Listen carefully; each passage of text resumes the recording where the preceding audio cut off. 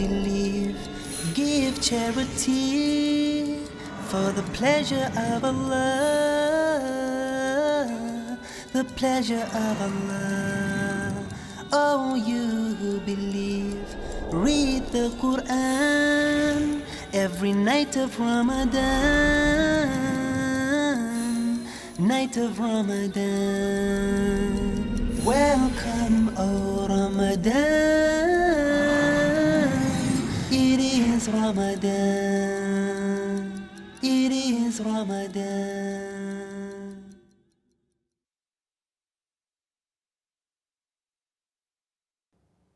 Dear brothers and sisters in Islam and humanity, Assalamu alaikum wa rahmatullahi wa barakatuh. May the peace, the mercy and the blessings of Allah subhanahu wa ta'ala be on all of you. Welcome to the show, Ramadhan, a date with Dr. Zakir. I'm your host, Yusuf Chambers, and today we will be discussing Ramadan, the month of self-improvement and Islah, part 1. Assalamu alaikum wa rahmatullahi wa barakatuh, Dr. Zakir. Wa alaikum assalam wa rahmatullahi wa barakatuh. Dr. Zakir, as many of the shows, we've started off with definition of the terms, and this episode will be none different in the sense that I'd like you to first and foremost to define the term. What exactly does Islah mean, especially in the context of Ramadan? Alhamdulillah, wassalatu wassalam ala rasulillah wa ala alihi wa sahbihi ajma'in, amma ba'd. A'udhu billahi minash shaitanir rajim. Bismillahir rahmanir rahim. Rabbi shrah li sadri wa yassir li amri wahlul 'uqdatam min lisani yafqahu qawli. The Arabic word Islah means to correct, it means to improve, it means to repair. Whenever one Muslim corrects another Muslim or he improves him, it is called as Islah. For example, if a Muslim is making a mistake, whether in offering salah or in any of the acts of Islam or anything, if someone corrects him, it's called as Islah.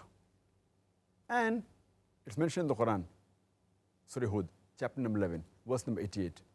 My only desire is your improvement, is your betterment to the best of my power. And my success will only come from Allah subhanahu wa ta'ala. And I trust in Him and I look up to Him. I trust in Allah and I look up to Allah. So here we realize that Shuaib alayhi salam, he wanted to Islah to his people. It's further mentioned in the Quran in Surah Nisa, chapter number 4, verse number 114. It says that in their secret talks, there is no good, except for a person who desires a good deed of charity or justice or reconcilement between two Muslims. If such a deed he does, then secrecy is permissible. And if someone does such a deed, seeking the pleasure of Allah subhanahu wa ta'ala, he'll get a reward which is very high. Otherwise, normally, secret talks, most of the time it's not good, except for deeds of charity, of justice, and reconcilement between two Muslims.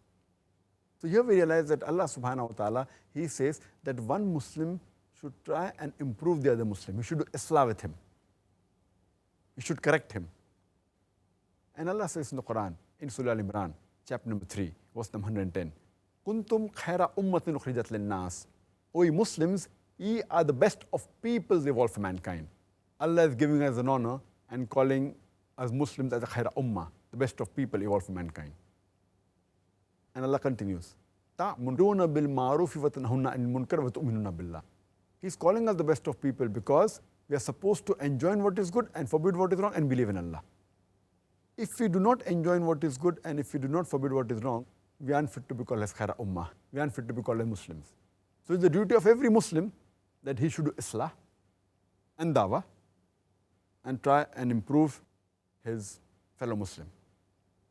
And there's a hadith of a beloved Prophet ﷺ. It's mentioned in Sahih Muslim, volume number 1, in the book of Faith, hadith number 79, where the beloved Prophet ﷺ said that if any of the Muslims see anything which is abominable, anything which is wrong, he should stop it with his hand. If he does not have the strength to do that, he should stop it with his tongue. If he does not have the strength to do that, then he should at least abhor it in his heart. He should at least curse in his heart. And then he will have the least degree of faith. That means if you abhor it in your heart, if you curse in your heart, you are the lowest level of mu'min. That's the reason Islah is a very important part of the Muslim's life. Jazakallah khair, Dr. Zakir. In terms of topic today, of course, it's Ramadan, the issue of Ramadan. Why is Ramadan the preferred month of undergoing the process of self-improvement and Islah? Ramadan is the best month of self-improvement as well as Islah, because Allah says in the Quran, in Surah Baqarah, chapter number 2, verse number 183, Ya ayyuhal lazina amanu, O you believe, kutiba alaykum as-siyam, fasting has been prescribed to you, kama kutiba alal lazina min qablikum, as it was prescribed to people who came before you, lallakum tattaqun, so that you may learn self-restraint. So if you fast, the main reason is to learn self-restraint, taqwa, righteousness, piety, God consciousness. And as we discussed earlier, that the psychology, they tell us that if you can control your hunger, you can control almost all your desires. So in the month of fasting, when we fast, inshallah, whatever deficiencies we have, it's the best opportunity to control them. Because if you can control your hunger, you can control almost all your desires. So all your desires which may be away from Islam, away from Allah and His Rasul's commandments, this is the best opportunity. Therefore, Ramadan is the month of self-improvement and Islah. Same way, when we are doing Islah, correcting another Muslim who is also fasting, it is the best time that he can agree with the improvement and best time to correct himself.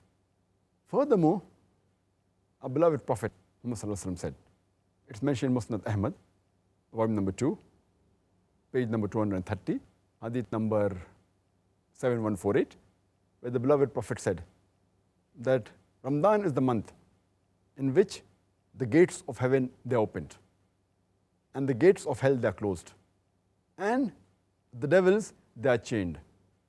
So when the devils are chained, there are less chances that you can be distracted, and there are more chances that you can go on the straight path. There is less temptation from the devil. That's the reason it is the best time in the full year for a person to do Islah and for a person to improve himself, both.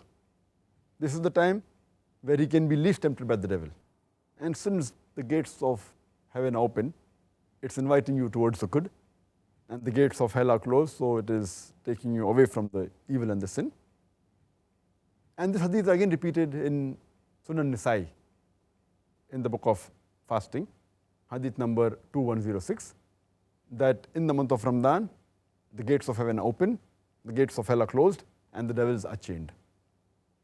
And it's also mentioned in Sahih Bukhari, volume number 2, in the book of fasting, hadith number 1901, where the beloved Prophet said that anyone who fasts in the month of Ramadan with belief and seeking the pleasure of Allah subhanahu wa ta'ala, all his past sins will be forgiven. So imagine, this is the best opportunity.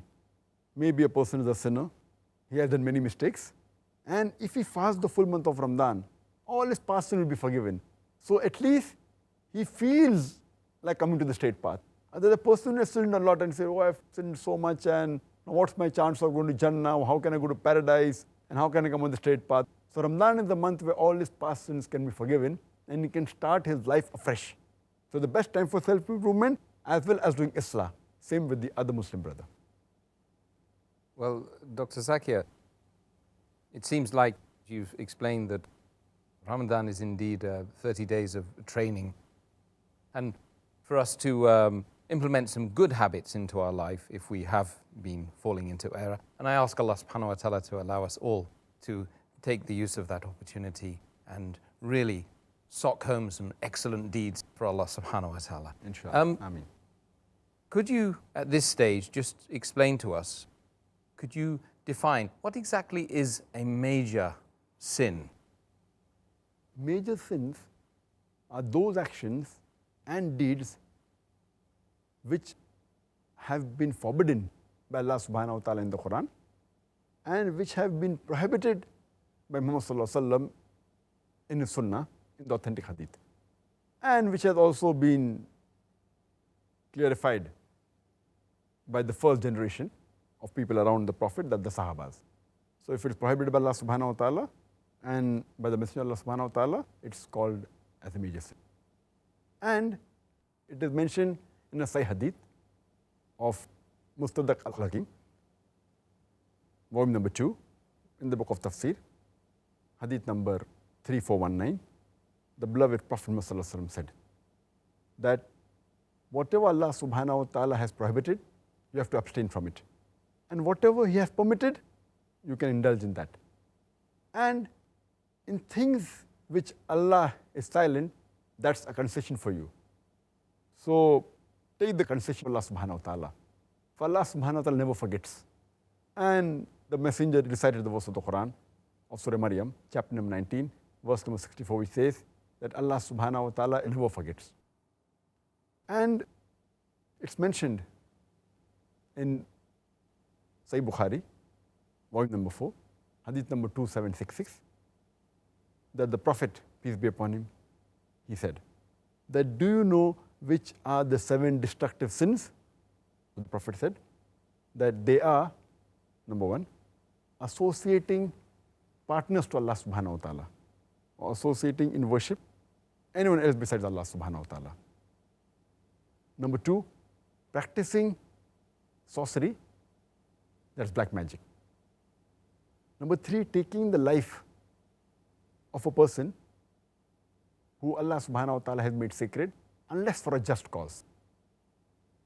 And he further goes and says that eating riba, interest and usury, eating the orphan's property unlawfully, unjustly. Then he continues and says that showing your back to the enemy, fleeing away from the battlefield. And the 7th one, that slandering chaste women who are just believers. So these are the 7 obnoxious sins mentioned by beloved Prophet Sallallahu Alaihi Wasallam. But when Ibn Abbas, may Allah be pleased with him, was asked, it's mentioned in the commentary of At-Tabari, volume number 4, hadith number 9207, that Ibn Abbas, may Allah be pleased with him, was asked that are major sins 7? Ibn Abbas, may Allah be pleased with him, reply, 70 is a closer number than to 7. So these 7 sins mentioned by the beloved Prophet, they are just giving outlines of which categories of sins are. That doesn't mean there are 7 sins. There are many more. It gives the outline that sins related to shirk, sins which have had penalty, whether it be fornication, whether it be practicing black magic, whether it be theft. He is giving a sample. But according to Ibn Abbas, he says that 70 were the major sins. Well, thank you for the answer, Dr. Zakir. Can I burden you by asking you now to list exhaustively the 70 major sins in Islam? Is that possible? I'll try, inshallah. As I mentioned to you that according to the hadith of Ibn Abbas, which is mentioned in At-Tabari, volume number 4, hadith number 9207, that Ibn Abbas, may Allah be pleased with him, was asked that are the major sins 7? And he replied that 70 is a closer number than 7. Imam Adhabi, may Allah have mercy on him, he has written a book, Al-Qabair, the major sins, and he has listed the 70 major sins from Quran and Hadith according to his understanding. There is no Quranic verse which says that these are the 70 major sins. Neither is there any Sahih Hadith which says that these are the 70 major sins. But Imam Adhabi, may Allah have mercy on him, he has compiled according to his understanding from the Quran and Hadith the 70 major sins according to his order. Some people agree, some people disagree. It's a different thing. But since Ibn Abbas, may Allah be pleased with him, said that the 70 sins, Imam Adhabi, may Allah have mercy on him, he has listed the 70 sins according to his understanding as follows. Number 1, according to him, is associating partners with Allah subhanahu wa ta'ala.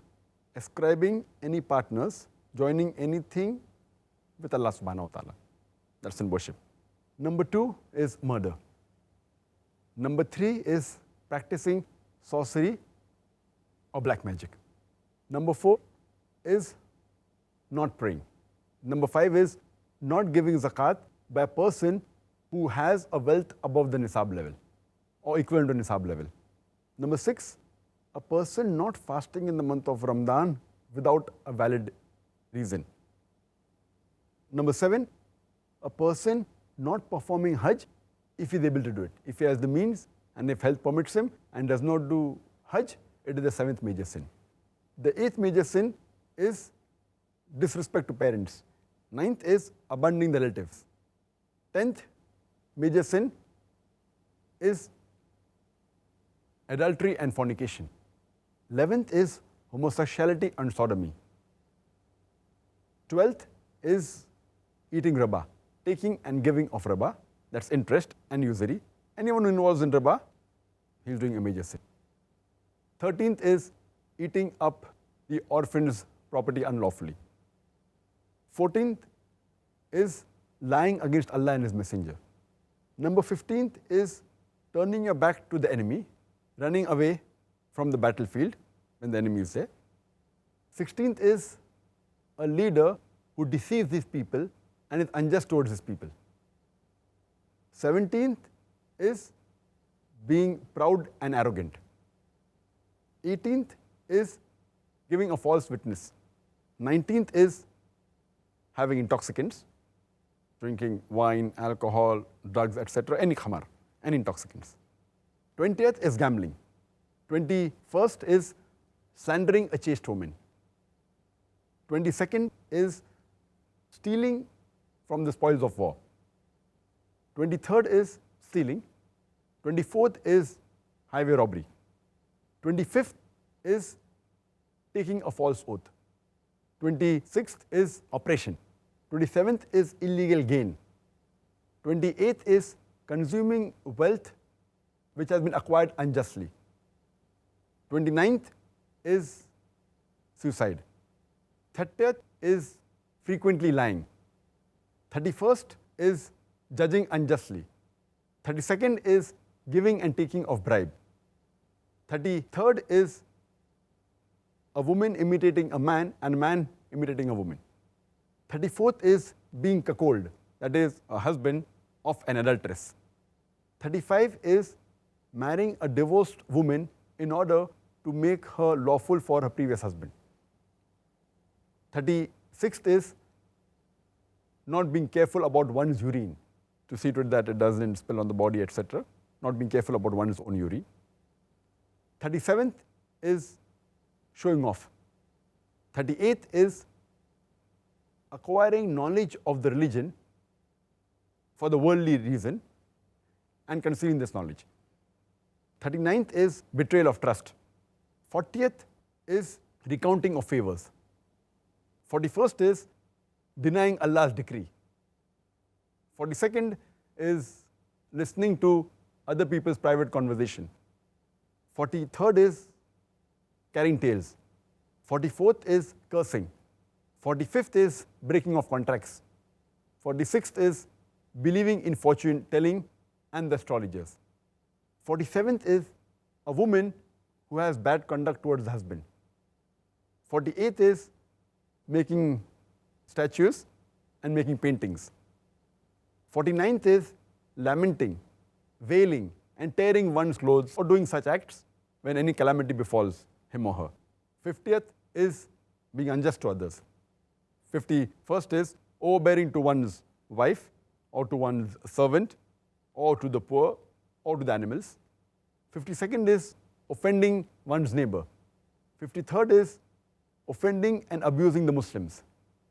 54th is offending the other people and being arrogant towards them. 55th of the major sin according to Imam al-Dhahabi is trailing your garment below the ankle in pride. 56th is wearing of gold and silver for the men. 57th is a slave running away from the master. 58 is slaughtering an animal who has been ascribed to someone else beside Allah subhanahu wa ta'ala. 59 is ascribing one's paternity to a father who does not belong to himself or to herself. 60th is arguing and disputing violently. 61st is holding of excessive water. 62nd is shortage in weight and measure.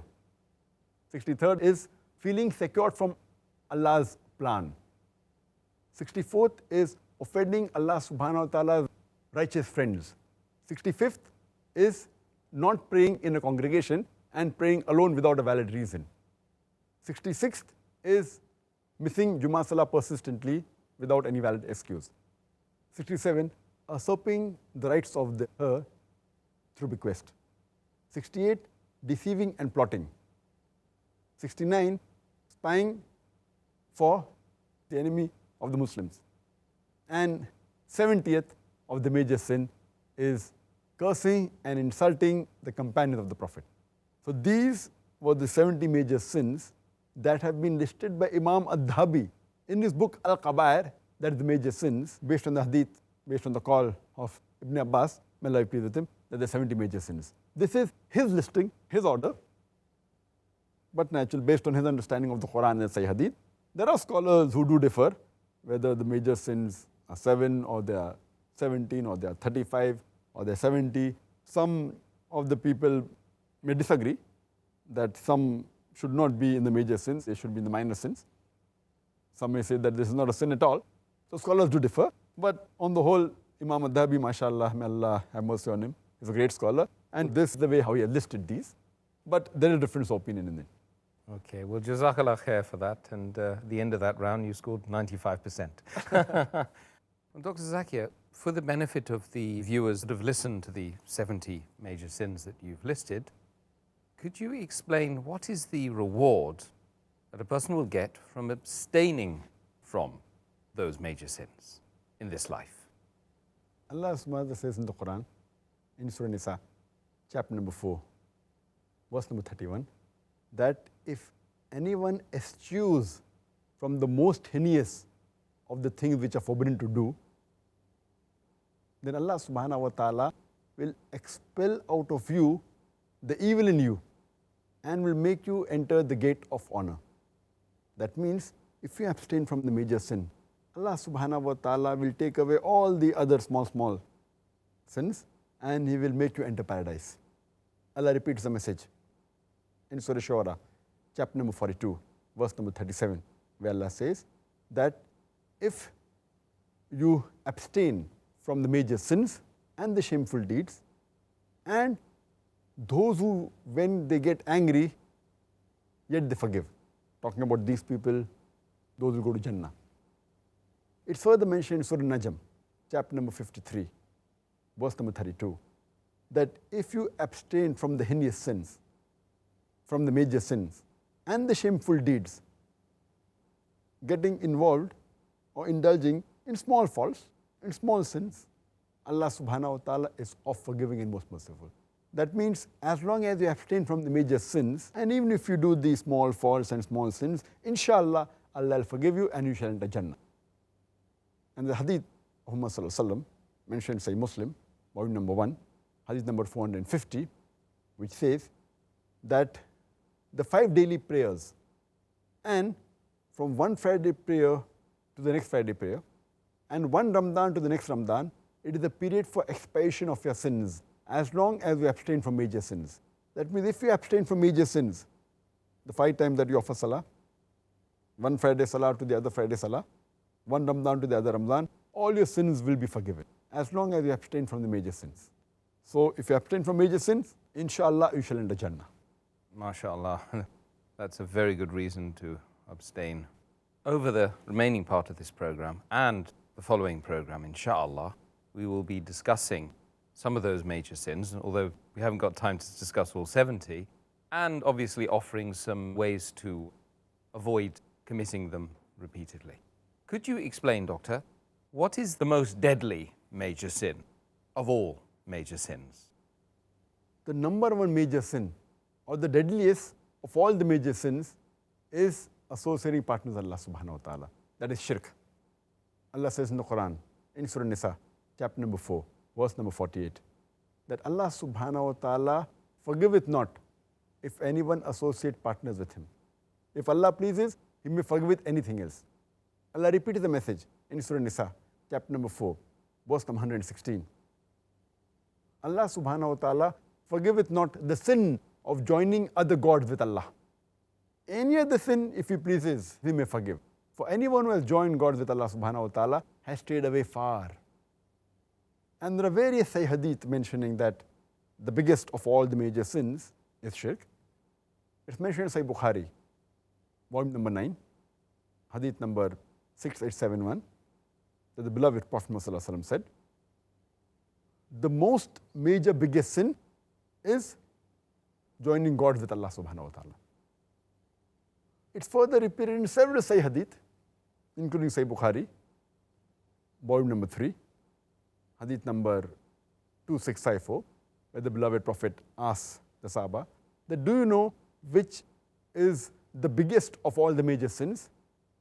So the Sahabas replied, Allah's Messenger knows the best. So Allah's Messenger replied that joining God with Allah subhanahu wa ta'ala. Joining in worship somebody else besides Allah subhanahu wa ta'ala. And there are several verses in the Quran which also give the same message, that shirk is one of the most deadliest. It is the deadliest sin. Allah says in Surah Ma'idah, chapter number 5, verse number 72, Inno may shirk billah. Anyone who associates partners with Allah, faqad harrama Allahu alayhi al-jannah. Allah will make Jannat haram for him, paradise forbidden for him. Wama wahu nar, wama li-zalimin ansar. And fire shall be his dwelling place, and he shall have no helpers in the hereafter. Allah says in Surah Luqman, chapter number 31, verse number 13, join not in worship with Allah any other God. Join not in worship other gods with Allah. For anyone who does false worship, it is the highest of the wrongdoing. That means the biggest sin in Islam, it is shirk, associating partner with Allah subhanahu wa ta'ala. Allah's Messenger further says in Sahih Muslim, volume number 4, hadith number 7114, Prophet Muhammad says that Allah subhanahu wa ta'ala said, I am alone self-sufficient and do not require any associate. And anyone who does any deed for someone else, as well as for myself, I renounce that deed for the person who he has associated. That means Allah subhanahu wa ta'ala does not require any associate. He alone is self-sufficient. Therefore, shirk is the biggest sin in Islam. Well, Jazakallah khair for the answer, Dr. Zakir. And I'd further like to say that we do see a lot of this sin being committed amongst the other non-Muslim communities. Is it true to say that Muslims are free from committing this sin, or do they commit this sin as well? Unfortunately, besides the non-Muslims, there are many Muslims who also commit this shirk, this deadliest of all the major sins. And many a time, many Muslims, they call upon people other than Allah subhanahu wa ta'ala.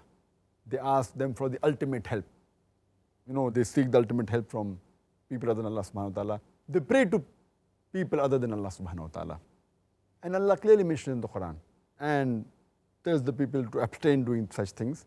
Allah says in Surah Fatiha, chapter number 1, verse number 5, إِيَّاكَ نَعْبُدُ وَإِيَّاكَ نَسْتَعِينُ. They alone we worship, they alone we ask for help. Allah says in Surah Ghafir, chapter number 40, verse number 60, ask me and I will answer your prayer. Allah says in Surah Isra, chapter number 17, verse number 23, that the Lord has decreed that you worship none but Him. It's mentioned in Surah Araf, chapter number 7, verse number 194, that all those who you worship besides Allah subhanahu wa ta'ala, they are like servants like unto you. That means they are like normal, they are like servants of Allah subhanahu wa ta'ala. We are servants, even those who you call besides Allah, even they are servants of Allah subhanahu wa ta'ala. There are many verses in the Quran guiding us that we should not ask for the ultimate help or pray to anyone besides Allah subhanahu wa ta'ala. Allah says in Surah Ahqaf, chapter number 46, verse number 5, that indeed they have strayed away those who call to other than Allah. And these people, they will not be able to answer on the day of judgment. And neither do they hear their call and the prayer.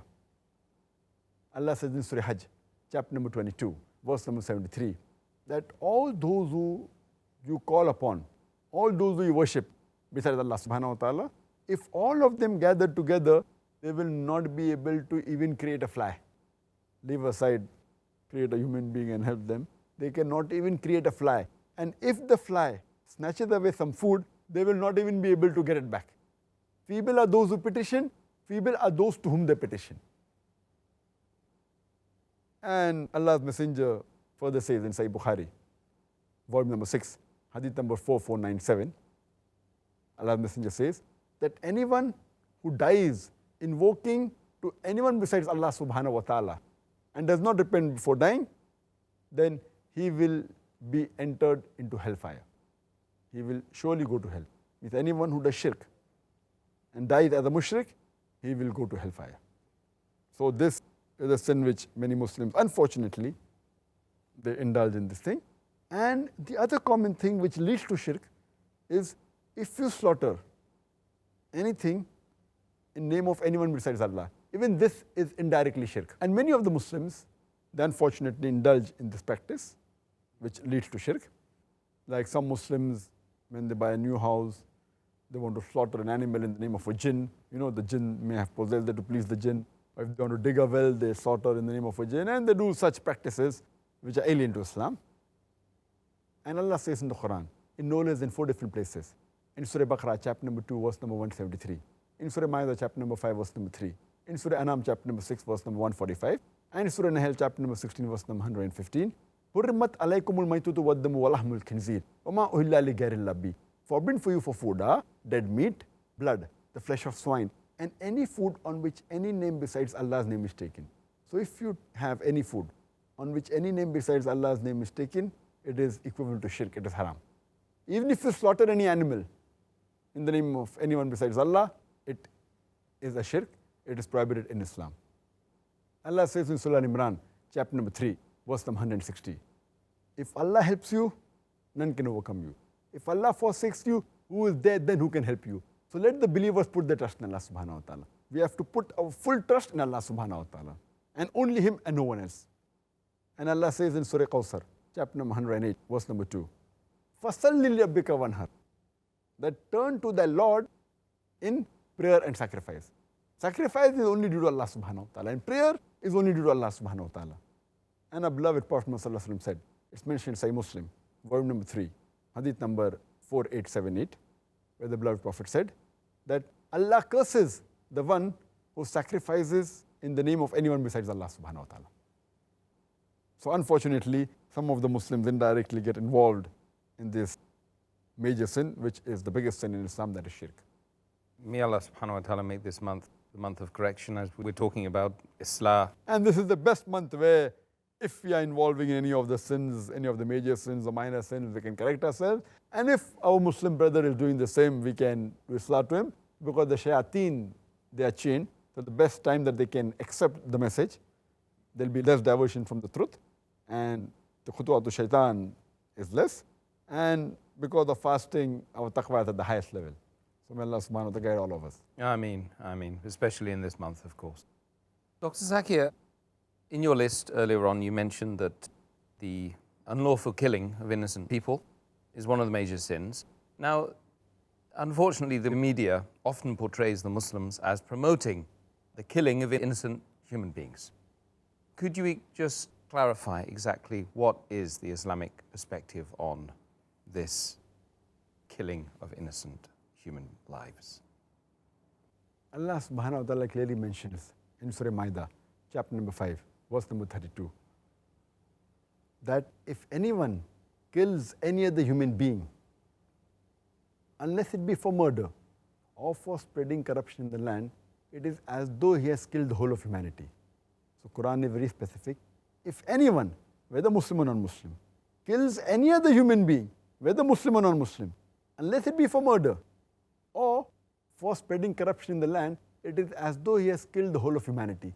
So killing any innocent human being is prohibited in Islam. What the media portrays that Islam promotes killing innocent human being, etc., terrorism, is totally a misconception. And most of the religions, they do say that killing innocent human being is wrong, but Islam goes a step further and continues in the same verse in Surah Ma'idah, chapter number 5, verse number 32. Continues and says that if anyone saves any human being, it is as though he has saved the whole nation. That means if you save one human life, whether Muslim or non-Muslim, it is as though he has saved the whole of humanity. So Islam not only condemns killing innocent human being, it promotes saving the life of human beings. Allah further says in Surah Anam, chapter number 6, verse number 151, that take not life which Allah has made sacred, unless by way of justice or law. That means killing, as mentioned, of a human being, you can't kill an innocent human being, but if a human being commits murder, but natural, it doesn't mean that anyone can go and take revenge or can retaliate and kill the murderer, or if someone is spreading corruption, you can go and kill him. You have to take him to the law. And if it's an Islamic country, take him to a court of Islamic law, take him to the Qadi, and then he will pronounce the judgment that if he deserves to be killed, he'll be put to death. But that doesn't mean that any Muslim can take the law in his own hand. He should go to the Islamic court of law, if it is an Islamic country, or to the law of that country. And in general, as I mentioned, killing any innocent human being, it is prohibited. And that's what is mentioned by our beloved Prophet Muhammad. It's mentioned in Sahih Bukhari, volume number 9, hadith number 6871. The Prophet said, the biggest of the major sins are, first, associating partner with Allah subhanahu wa ta'ala. Number 2 is taking a life or murdering or killing any innocent human being. So generally you cannot kill any human being, whether Muslim or non-Muslim. There are many other verses which say specifically that you should not kill Muslims also. General verses, not killing any innocent human being. There are specific verses which say that you should not kill Muslims. Allah says in Surah Nisa, chapter number 4, verse number 93, that if anyone intentionally kills a believer, he will be in hellfire forever, to abide therein forever. And Allah's curse and wrath will be on him, and he will get a dreadful penalty. So killing any believer, unless for the cause that is mentioned, unless he commits murder or corruption, killing is prohibited. It's further mentioned in the hadith of Muhammad sallallahu alaihi wasallam. It's mentioned in Sahih Bukhari, volume number 1, in the book of faith, hadith number 31. The beloved Prophet Muhammad sallallahu alaihi wasallam said that if two believers fight amongst themselves with swords, and if one believer kills the other believer, both the murderer and the murdered person, they will go to hell. So the Sahaba asked the Prophet that we can understand that the murderer goes to hell. Why does the murdered believer goes to hell? So the Prophet said that the murdered person also had the intention to kill the believer. That's the reason both will go to hell. And it's further mentioned in Sahih Bukhari, volume number 9, hadith number 6862. The beloved Prophet said that a believer is at liberty and free until he unlawfully takes the life of another human being. That means taking the life of any human being, whether Muslim or non-Muslim, is prohibited and condemned in Islam. It is one of the biggest major sins. It comes number 2 in the 70 major sins. May Allah protect us from making such an error in our lives, inshallah. So for the benefit of the viewers, Dr. Zakir, could you explain why the practice of black magic is prohibited and is one of the major sins in Islam? In Islam, black magic is kufr. It is kufr in Islam, and it has been labeled as one of the major sins in Sahih Bukhari, volume number 4, hadith number 2766, where the beloved Prophet said that the 7 most destructive sins are, and the first he said that joining gods with Allah, that is shirk. Number 2 is murder. Number 3 is practicing black magic, that's sorcery. So Muhammad sallallahu alaihi wasallam, the messenger of Allah subhanahu wa ta'ala, he has labeled black magic, practicing sorcery, as one of the major sins in Islam. And Allah says in the Quran in Surah Baqarah, chapter number 2, verse number 102, that they learn things which harm, not which brings profit to others. So this black magic only brings harm and does not bring gain or profit to anyone. It's mentioned in Surah Taha, chapter number 20, verse number 64, which says that however much the magicians, however much skills they have, they will never be successful. Success will never be theirs however skillful they are. And it's further mentioned in Surah Baqarah chapter number 2, verse number 102, that Sulaiman alayhi salam did not disbelieve. It is the shayateen, it is the devils who disbelieved, because they practiced black magic and other things which were sent on the city of Babylon to the two angels, Harut and Marut. But these two angels, they never did kufr, they never disbelieved. And they never practiced black magic, but they always told the people that we have been sent as a trial, as a test. So, do not disbelieve and do not practice the black magic. So, black magic is kufr in Islam, and the punishment for a person who practices black magic is death penalty. But unfortunately, there are many Muslims who indulge in black magic. Many of the Muslims, they go to a person who does black magic in order to take revenge from someone, in order to hurt enemy, which is totally haram in Islam, it's totally prohibited. Unfortunately, some of our Muslims, when black magic is done on them, they go to the magicians, asking them to save them from the black magic. The best person to seek protection is from Allah subhanahu wa ta'ala. And Allah subhanahu wa ta'ala has revealed the Mu'azzatain, the last two surahs of the Quran, Surah number 113, that is Surah Falaq, and Surah number 114, that is Surah Nas, where we say, Qul a'udhu bi rabbil falaq, say, I seek refuge in the Lord of the daybreak. Or Qul a'udhu bi rabbin nas, say, I seek refuge with the Lord of dawn. And it says in Surah Falaq that I seek refuge from the people who practice black magic. And Surah Nas, chapter number 114, from those who whisper and withdraw. So these two surahs were specifically revealed as a relief, as a protection from black magic. So black magic is one of the major sins in Islam, and indulging it directly or indirectly is prohibited in Islam. Jazakallah. Dr. Zakir, last question today. Last but not least, what does Islam say about the respect given to parents?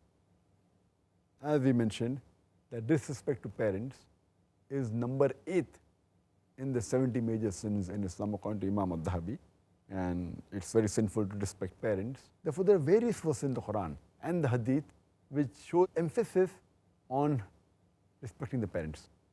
Allah says in the Quran, in Surah Isra, chapter number 17, verse number 23 and 24, Allah says that we have ordained that you worship none but Allah subhanahu wa ta'ala, that you be kind to your parents, and if one of them or both of them reach old age, don't say a word of contempt to them, don't say uff to them, but address them with honor and lower to them your wing of humility and pray to the Lord that bless them as they cherish me in childhood. That means if your parents reach old age, one of them or both of them, you can't even say uff to them. Further, it's mentioned in the Quran in Surah Anam, chapter number 6, verse number 151, that Allah says, be good to your parents. And He says in several verses in the Quran, especially your mother, Allah says in Surah Nisa, chapter 4, verse number 1, respect the womb that bore you. Allah says in Surah Luqman, chapter number 31, verse number 14, we have enjoined on the human beings to be good to their parents. In travail upon travail did the mother bore them, and in years twain was the weaning. Allah says in Surah Ahqaf, chapter number 46, verse number 15, we have enjoined on the human beings to be kind to the parents. In pain did the mother bore you, and in pain did she give you birth. So here, Allah says respect your parents, especially the mother. And there are various hadith talking about respecting the mother. It's mentioned in Sahih Bukhari, volume number 8, in the book of Adab, book of manners, chapter number 2, hadith number 5971. A person comes to the Prophet Muhammad and asks him that who deserves the best companionship in this world? The Prophet says, your mother. The man asks, after that who? The Prophet repeats, your mother. The man asked, after that who? Again the Prophet says for the third time, your mother. The man asked, after that who? Then the Prophet says, your father. That means 75%, 3/4 of the companionship goes to the mother, 25%, 1/4 goes to the father. In short, the mother gets the gold medal, she gets the silver medal, and she gets the bronze medal. The father has to be satisfied with the mere consolation prize. So these are the teachings in Islam as far as respect to parents are concerned, And a mother gets 3 times more companionship, thrice more companionship than the father. It's further mentioned in the hadith of Sahih Bukhari, volume number 4, hadith number 3004. A man came to the Prophet and sought his permission to go to jihad, that is fighting the way of Allah subhanahu wa ta'ala in the battlefield. The Prophet asked him, that, do you have parents? He said yes. So he said that you go and serve your parents, showing the importance that serving parents and being dutiful towards one parent is more important than going for jihad, fighting the way of Allah subhanahu wa ta'ala. If your parents require you, it's more important to serve your parents than to go for jihad, fighting the way of Allah subhanahu wa ta'ala. Same message is given in Sahih Bukhari, volume number 8, in the book of Adab, hadith number 5970, that a person asked that which deed is dearest to Allah subhanahu wa ta'ala? And the Prophet said that offering the 5 prescribed prayers at the earliest time. The man asked, after that, which is the dearest deed?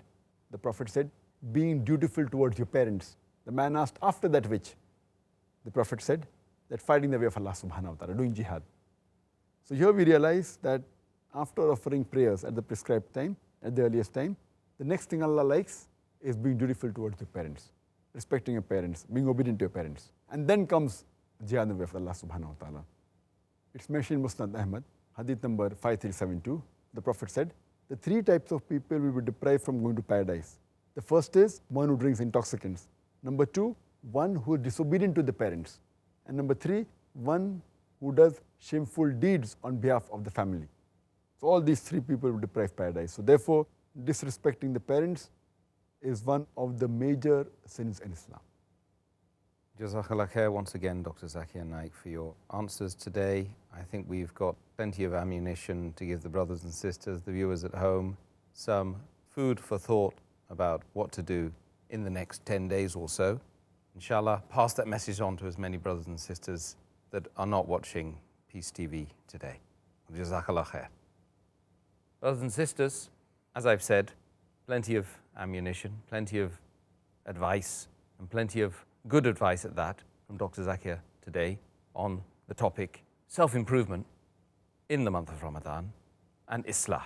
So please, brothers and sisters, do take heed and act upon the advice. You've got at least another 10 days, but you've got your whole life, inshallah, ahead of you to implement these beautiful gems of Islam that Dr. Zakir has given you today and will continue to give you over the next 10 days of Ramadan, inshallah. And tomorrow, brothers and sisters, do join us at the same time tomorrow when we'll be discussing the second part of Ramadan, the month of self-improvement and Islah. Assalamu alaikum wa rahmatullahi